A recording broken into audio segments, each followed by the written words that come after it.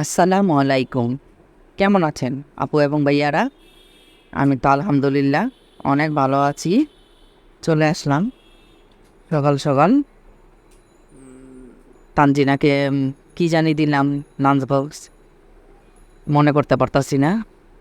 যাই হোক, তো তাফসিরের জন্য ডিম, ময়দা, চিনি, লবণ দিয়া গোলায়া একটু দুধও দেওয়া হয়েছে।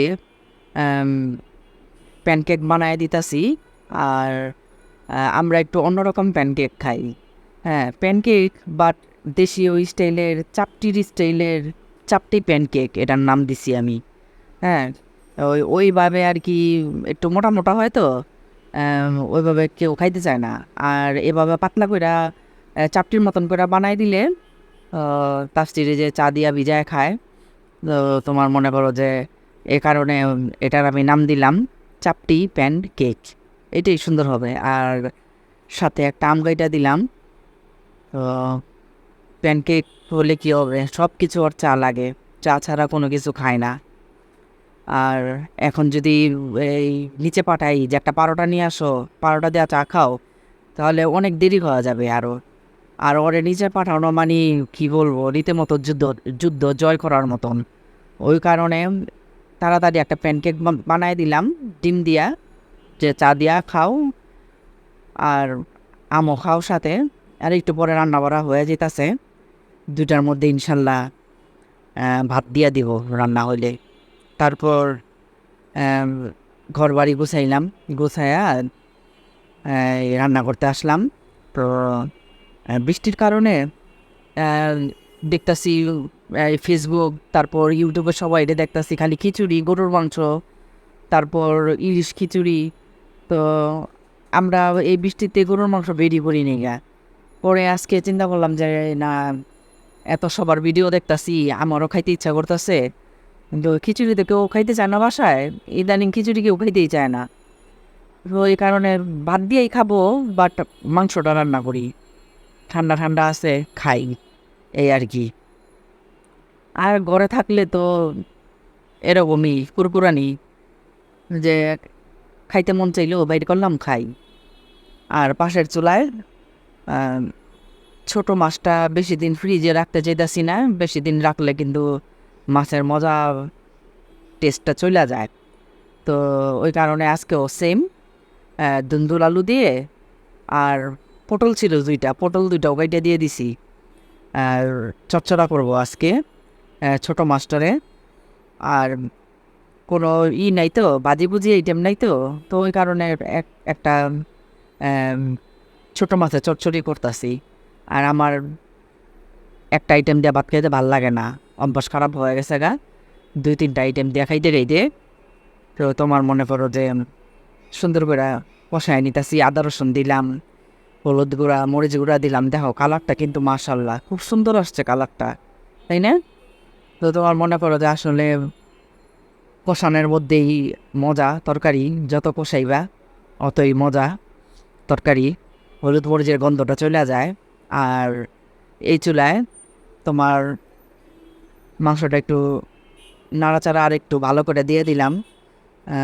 তখন ভালো করে নাড়াচাড়া করে নেই তো এই, এটা তোমার মনে করো যে ঢাইকা দিলাম। আজকে আলু দিয়া রান্না করব।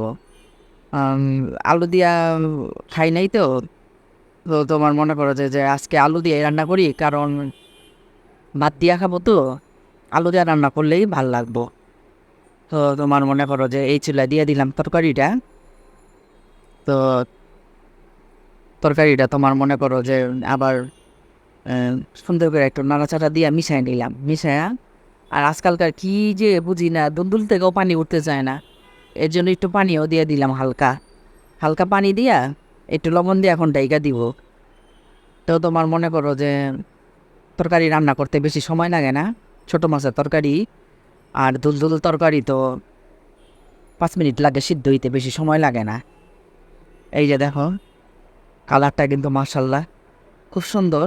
তো মাছ, তারপর ধনিয়া পাতা আর কাঁচামরিচ ফালি সব দিয়ে দিলাম একসাথে, একসাথে দিয়া তো সুন্দর করে নাড়াচাড়া করে মিশাই দিতাছি। হালকা সামান্য নামমাত্র একটু পানি দিলাম।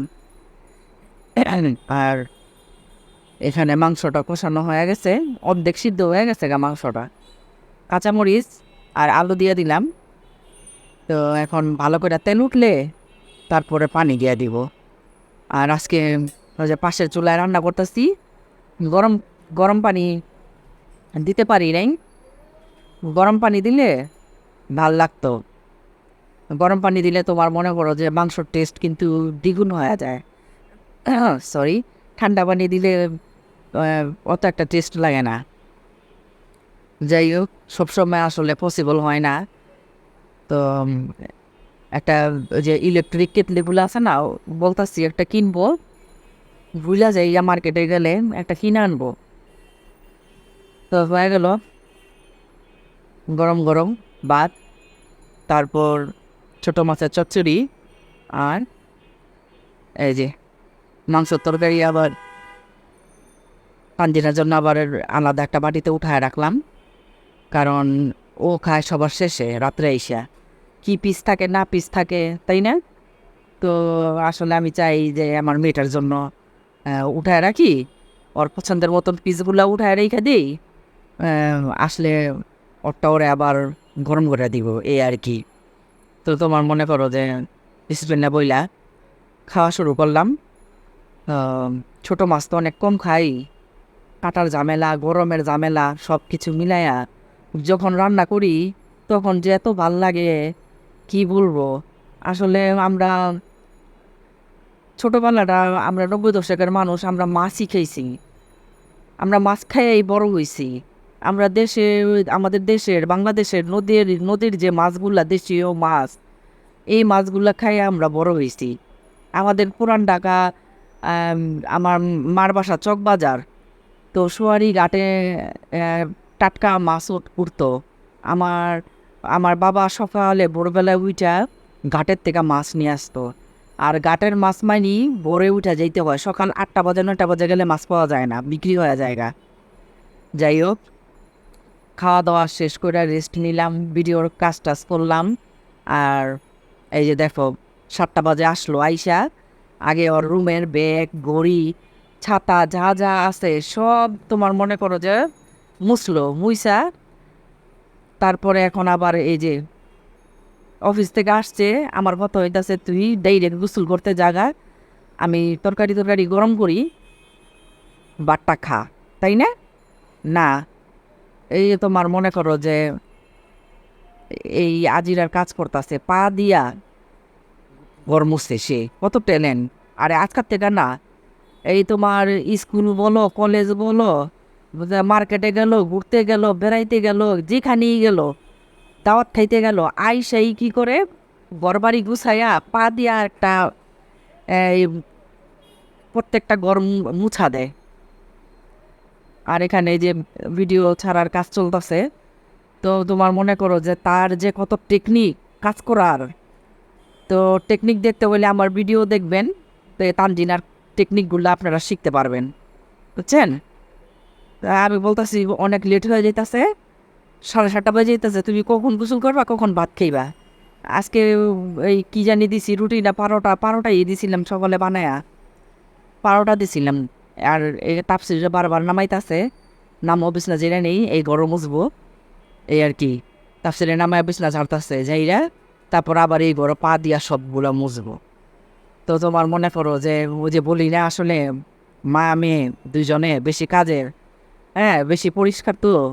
আবার একটু উল্টাপাল্টা আইসা, অফিস থেকে আইসা দেখে একটু মেসি, ভাল লাগে না।